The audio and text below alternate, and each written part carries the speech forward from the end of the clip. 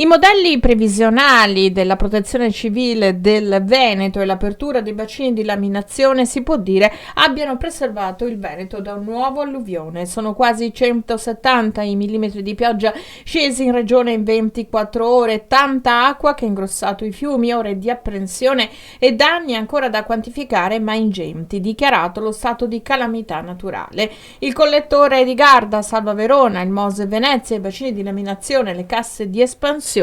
l'intero territorio. Sì, grazie al grande lavoro dell'unità di crisi, della protezione civile e di tutti quelli che hanno lavorato, ovviamente non abbassiamo la guardia, siamo ancora in fase di allerta, fra l'altro anche con degli allarmi rossi,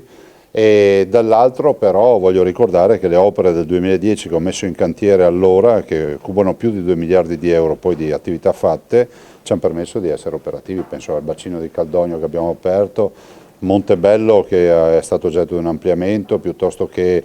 Muson dei Sassi e molti altri bacini che avevamo a disposizione ma che non abbiamo attivato. Lo stato degli argini, dopo queste intense precipitazioni, va sicuramente analizzato e consolidato. Anche perché il danno vero ce l'abbiamo con questo stress test di quest'acqua che è caduta, che ha spinto e spinge moltissimo sui nostri argini, e dovremo fare le radiografie agli argini e capire quale sarà il danno che poi noi abbiamo ereditato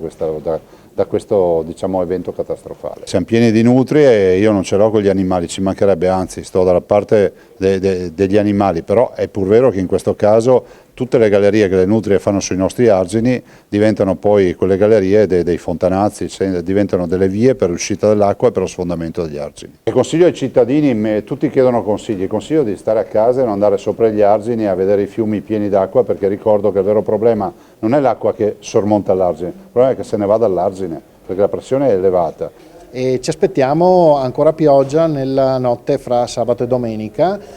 però sarà un evento meno impattante rispetto a quello che abbiamo visto nelle ultime ore. In linea di massima il peggio dovrebbe essere passato, stiamo attendendo il transito delle piene in tutti i corsi d'acqua. Come diceva prima il Presidente, può sempre accadere che un argine abbia un cedimento.